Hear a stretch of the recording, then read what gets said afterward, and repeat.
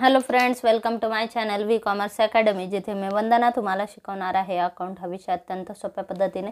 मुलांनो, सध्या आपण पार्टनरशिप फॉर्मचे इम्पॉर्टंट MCQ क्वेश्चन डिस्कस करत आहोत, जे की तुम्हाला 12th कॉमर्समध्ये जेवढे टॉपिक दिलेले आहेत, ॲडमिशन, डिझोल्यूशन, रिटायरमेंट, तर या सगळ्या टॉपिकमधले जे इम्पॉर्टंट क्वेश्चन तुम्हाला विचारले जाऊ शकतात, तर हे क्वेश्चन आपण डिस्कस करत आहोत. तर मागच्या व्हिडिओमध्ये देखील आपण काही इम्पॉर्टंट MCQ डिस्कस केले होते पार्टनरशिप फॉर्मचे, आणि आज आपण रिमेनिंग क्वेश्चन डिस्कस करणार आहोत.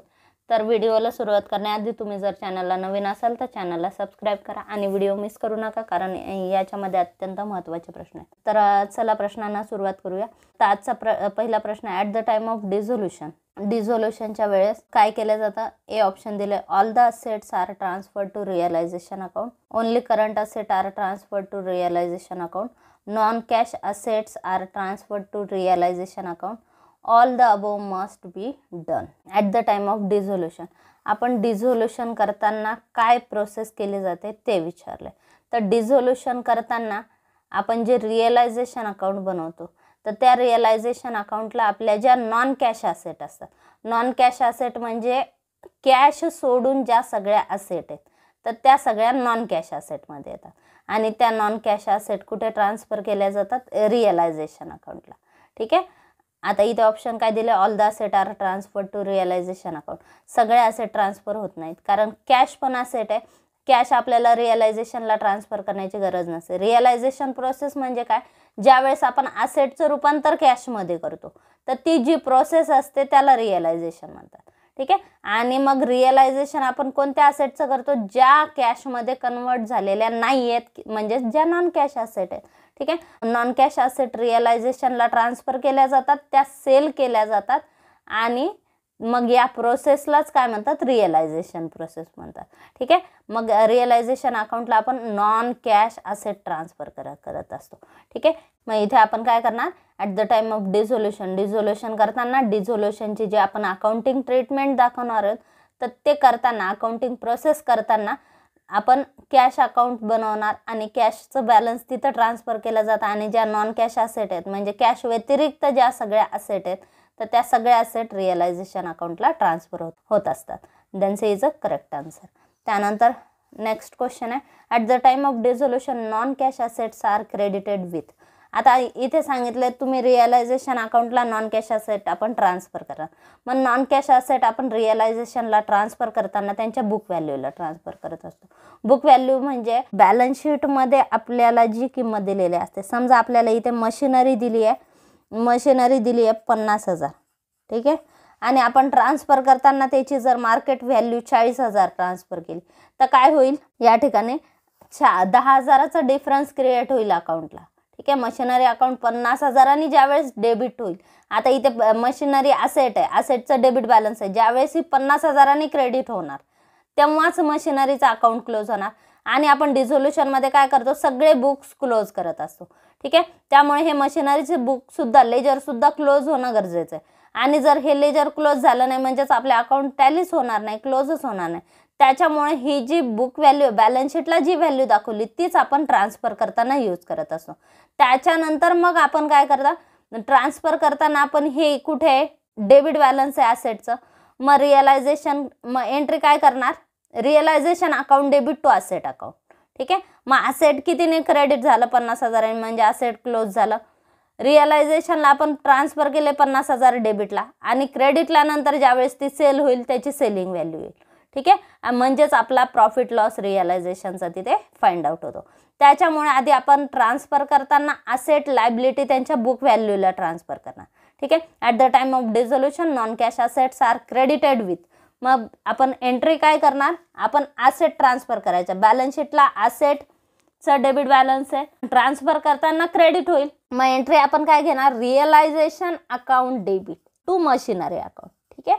ही आपली एंट्री असणार आहे. मशिनरी क्रेडिट झालं 50,000, म्हणजे मशिनरीचे अकाउंट इथं क्लोज होणार. मग रिअलायझेशनच्या डेबिटला आपण ट्रान्सफर किती करणार? हे 50,000 करणार, आणि आपण ते त्याच्या बुक व्हॅल्यूला ट्रान्सफर करणार. ठीक आहे. Then B is a correct answer.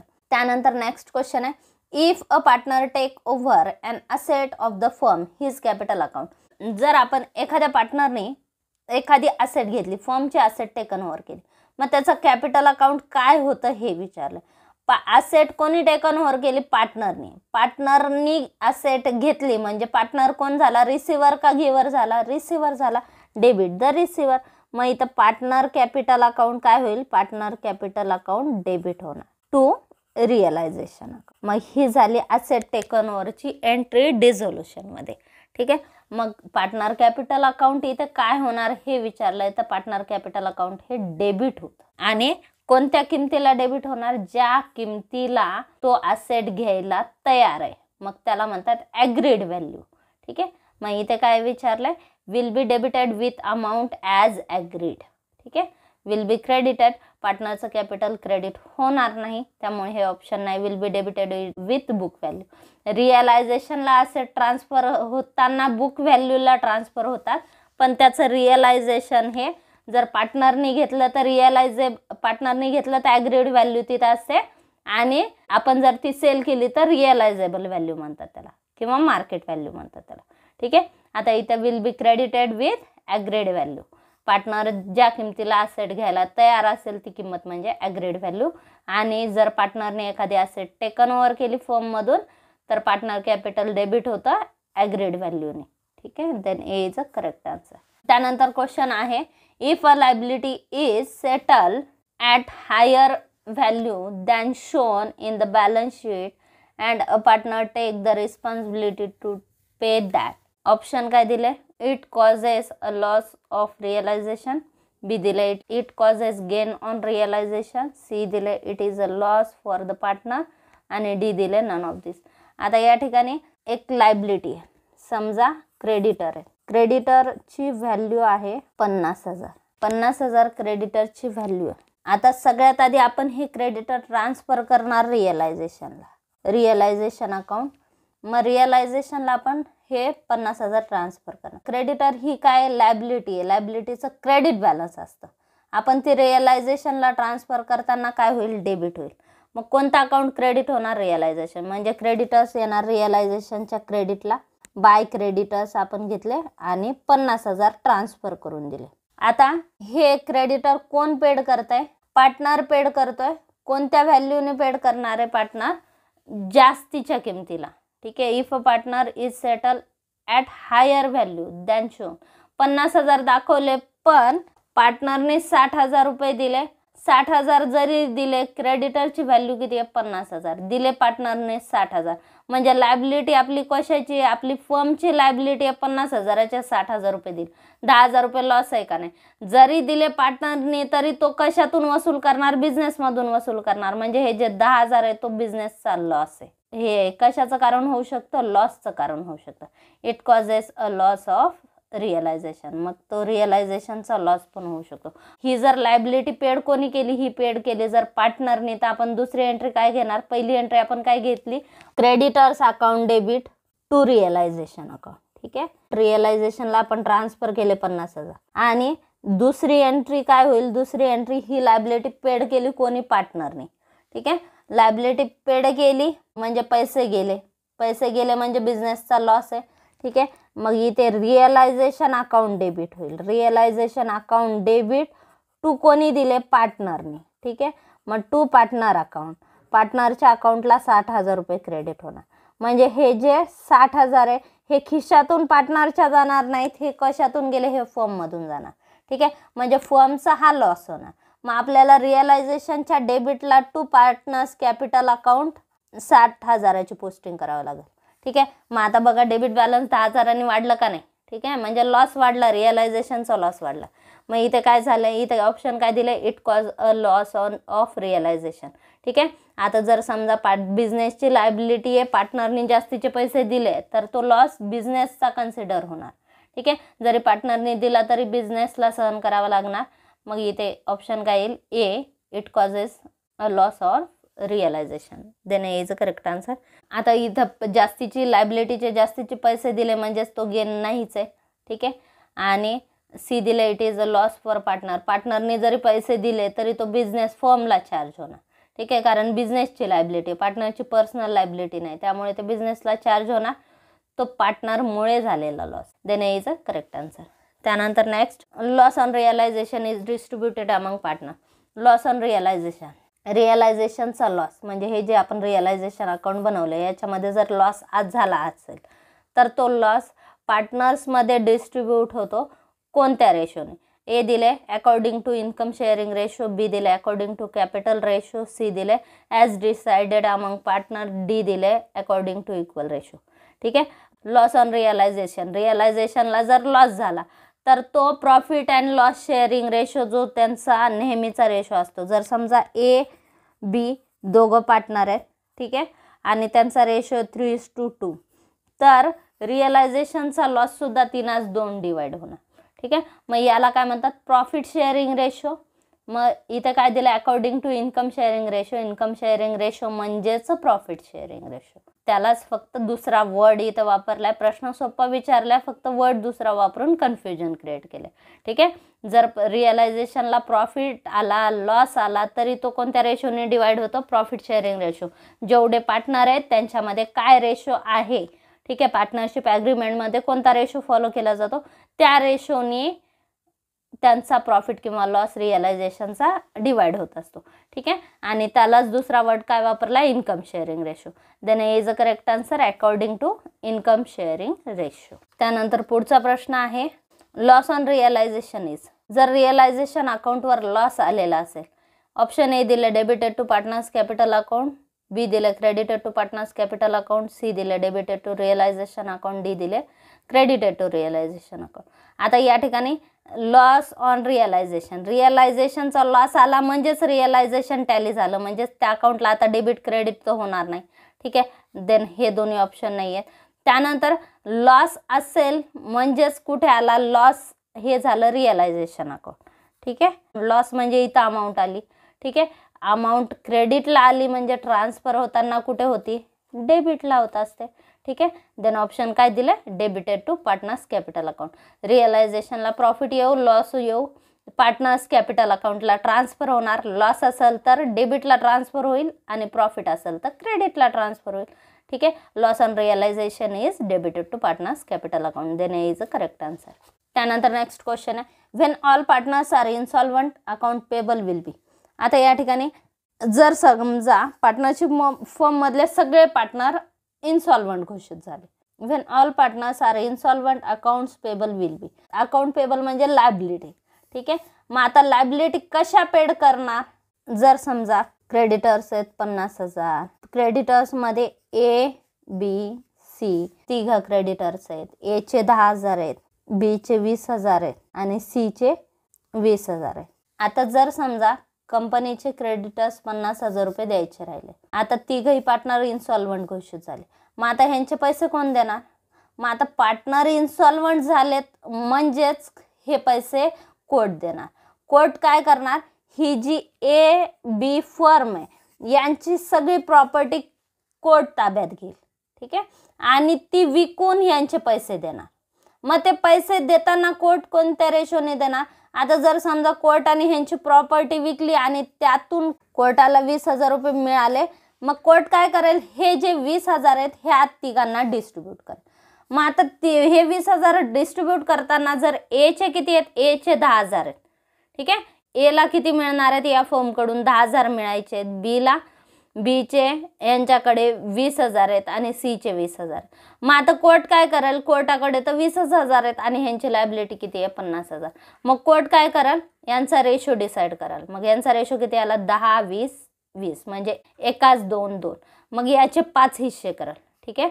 मग भागिले 5 करा. मग यातल्या 4 पंचे 20 म्हणजे 4,000 एला देईल. ठीक आहे. 8,000 बीला देईल आणि 8,000 सीला देईल. मग कसे वाटले? त्यांचे जे लायबिलिटी किती आहे त्याच्या प्रमाणात कोर्टाने ते पैसे डिस्ट्रीब्यूट केले. ज्याची लायबिलिटी जास्त त्याला जास्त पैसे दिले, ज्याची कमी आहे त्याला कमी पैसे दिले. ठीक आहे. मग यालाच म्हणतात रेटेबली. ओके. मग या ठिकाणी काय केलं? ए बी सी तिघांनाही ए बी फर्मच्या वतीने कोर्ट पेमेंट करा. ए बी फर्मची सगळी प्रॉपर्टी कोर्ट ताब्यात घेतं आणि ती सेल करतं. ती सेल करून जेवढे पैसे मिळाले त्यांना ते कोर्ट स्वतः वाटून देतं. ठीक आहे. मग ते वाटताना कोर्ट काय जे लाडाचं आहे किंवा जे जवळचं आहे किंवा जे आधी आलं त्याला देऊन टाका, असं करणार नाही. कोर्ट काय करेल, त्या ठिकाणी त्यांची लायबिलिटी किती आणि अवेलेबल फंड किती याच्यानुसार ते पेड केले जातील. मग या मेथडलाच रेटेबली म्हणतात. ठीक आहे. ज्यावेळेस सगळे पार्टनर इन्सॉल्वंट झाले म्हणजे फर्म इन्सॉल्वंट झाली म्हणजे मग आता पेमेंट कोण करणार, कोर्ट त्याच्यामध्ये मध्यस्थी करेल. ठीक आहे. आणि कोर्ट मध्यस्थी करताना कोर्ट देताना रेटेबली रेटनुसार किंवा त्यांच्या प्रमाणानुसार त्या लायबिलिटी पेड करतात. ठीक आहे. मग याला पेड रेटेबली म्हणतात. Then B is a correct answer. त्यानंतर आहे नेक्स्ट क्वेश्चन आहे ऑल द टाइम ऑफ, इथे ॲट द टाइम ऑफ पाहिजे. ठीक आहे. ॲट पाहिजे. At the time of admission partnership firm is dissolve if business is. At the time of admission, ॲडमिशनच्या वेळेस बिझनेस डिझॉल्व होतो. ऑप्शन काय दिले, डिस्कंटिन्यूड, बी दिले सफरिंग लॉस, सी दिले not to the liking of new partner and D दिले none of this.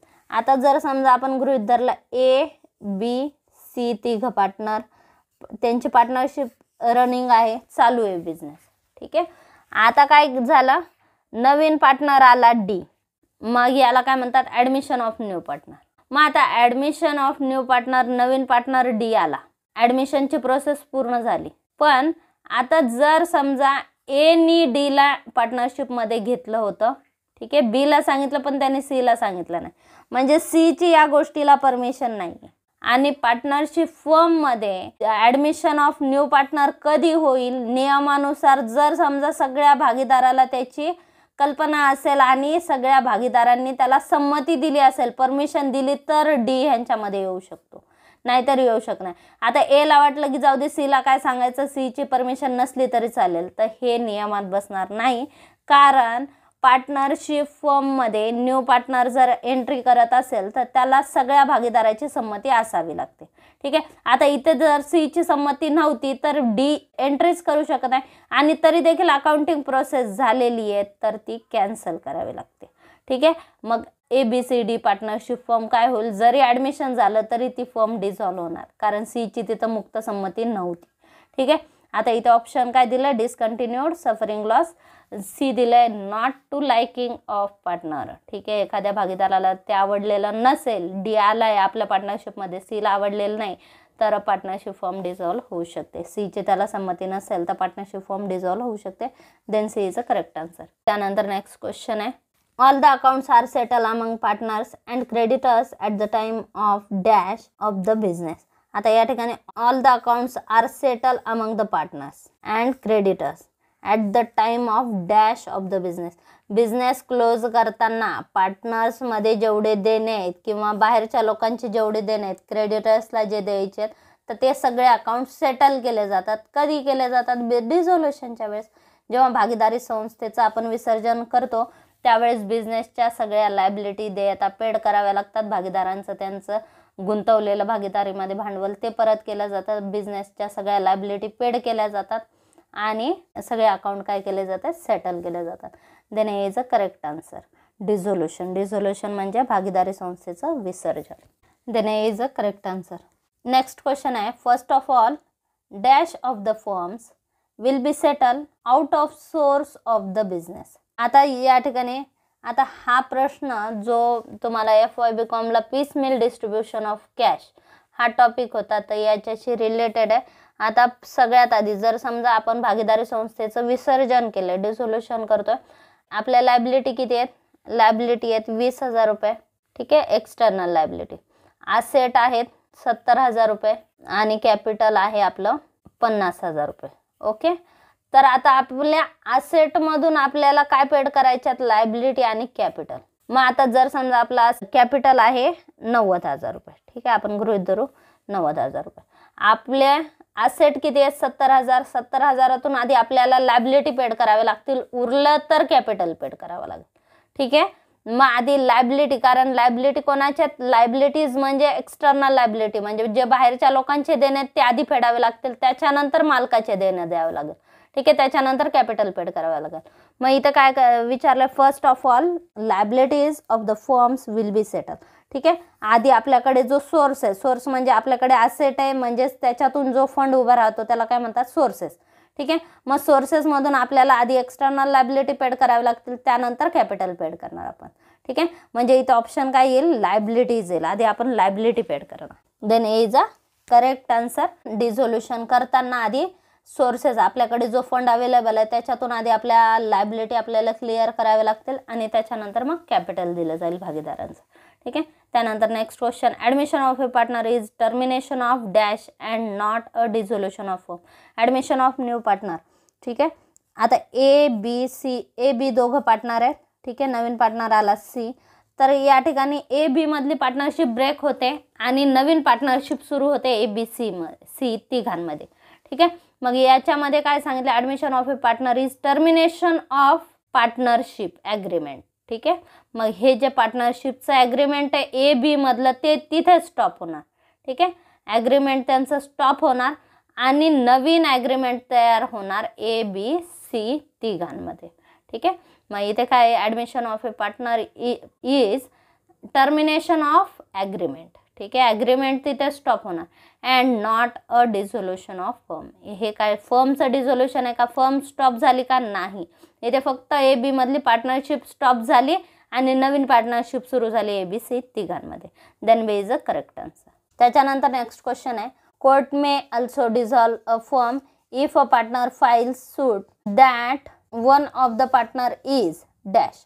आता या ठिकाणी कोर्ट डिझोल्युशन करू शकतं. आता इथे काय सांगितलं, court may dissolve a firm if a partner file suit that one of the partner is. Option काय दिले, नॉट ॲक्टिव्ह पार्टनर, बी दिले not willing to share responsibilities, C दिले ऑफ अनसाउंड माइंड आणि डी स्लीपिंग पार्टनर. ठीक आहे, partnership फॉर्ममध्ये active sleeping partner असू शकतो. ठीक आहे, स्लीपिंग पार्टनर म्हणजेच नॉट ॲक्टिव्ह पार्टनर, मग तरी ती पार्टनरशिप कंटिन्यू होऊ शकते.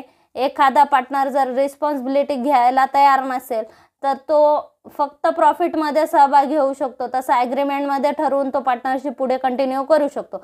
म्हणजे हे पार्टनरशिप फॉर्ममध्ये ग्राह्य आहे की एखादा नॉट ॲक्टिव्ह पार्टनर असेल किंवा रिस्पॉन्सिबिलिटी घ्यायला तयार नसेल, स्लीपिंग पार्टनर असेल, तर तशा कंडिशनवर तो पार्टनर होऊ शकतो.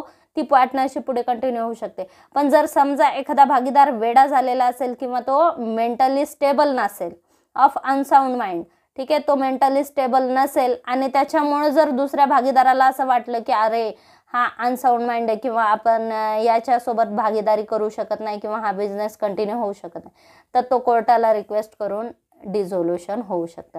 Then C is a correct answer of unsound mind. त्याच्यानंतर नेक्स्ट क्वेश्चन आहे, partners are liable to settle the accounts of accounts payable even from their dash if they are solvent. Partners are liable to settle the account of accounts payable. Accounts payable म्हणजे liability. पार्टनरला liability देण्याची जबाबदारी आहे. कधी, जर तो solvent असेल आणि बिझनेसच्या लायबिलिटी देण्याची वेळ आली, बिझनेसची सगळी प्रॉपर्टी संपली, तर पार्टनरला त्याच्या प्रायव्हेट सोर्समधून लायबिलिटी पेड कराव्या लागतात. ठीक आहे, आता पार्टनरशिप फर्मची लायबिलिटी कशी असते, अनलिमिटेड असते. अनलिमिटेड लायबिलिटी म्हणजेच ज्या वेळेस बिझनेसचं डिझोल्युशन होईल किंवा at the time of dissolution, विसर्जनाच्या वेळी जर समजा लायबिलिटी द्यायच्या असतील, असेट तुमच्या संपलेल्या, बिझनेसच्या असेट संपलेल्या आहेत, फंड आता बिझनेसमध्ये नाही, तर पार्टनरला त्याच्या प्रायव्हेट प्रॉपर्टीमधून काय द्यावा लागेल, शेअर द्यावा लागेल, लायबिलिटी पेड करावी लागेल. ही त्याची जबाबदारी आहे. ठीक आहे, partners are liable to settle account of accounts payable. Accounts payable म्हणजे लायबिलिटी. ठीक आहे, even from their private sources if they are solvent. जर पार्टनर सॉल्वंट असेल म्हणजेच तो कायद्यानुसार करारपात्र असेल, तर त्याला त्याची जबाबदारी पूर्ण करावी लागेल. त्याच्या प्रायव्हेट प्रॉपर्टीमधून त्याला बिझनेसच्या देयता पेड कराव्या लागतील. हे कोण सांगतं, हे अनलिमिटेड लायबिलिटी हे तत्व सांगतं. ठीक आहे, तर आजच्या व्हिडिओचा लास्ट क्वेश्चन बघू. Dash of partner will be paid off before the settlement of partners capital. ठीक आहे, dash of the partners will be paid off. पार्टनर्सचं काय पेड केलं जाईल before settlement of partners capital, partner capital देण्याआधी. ठीक आहे, FYBCOMला तुम्हाला एक टॉपिक होता, piecemeal distribution of cash. Piecemeal distribution of कॅशमध्ये आपल्याला सांगितलेलं सगळ्यात आधी एक्सटर्नल लायबिलिटी पेड होतील. ठीक आहे, त्यानंतर पार्टनर्सचं लोन असेल तर पेड होईल आणि लास्टला कॅपिटल पेड होणार. ठीक आहे. बिझनेसमध्ये जो फंड अवेलेबल आहे तर त्या फंडमधून सगळ्यात आधी एक्सटर्नल लायबिलिटी पेड कराव्या लागतील. ठीक आहे. मग आधी एक्सटर्नल लायबिलिटी पेड होणार, बिझनेसच्या आधी एक्सटर्नल लायबिलिटी पेड केल्या जातील, त्याच्यानंतर पार्टनर्सचं लोन पेड केलं जाईल आणि लास्ट कॅपिटल पेड होईल. ठीक आहे. आता इथे काय सांगितलंय, dash of partners will be paid off before the settlement of partners capital. Capital paid करण्याच्या आधी पार्टनरचं लोन क्लिअर केलं जातं.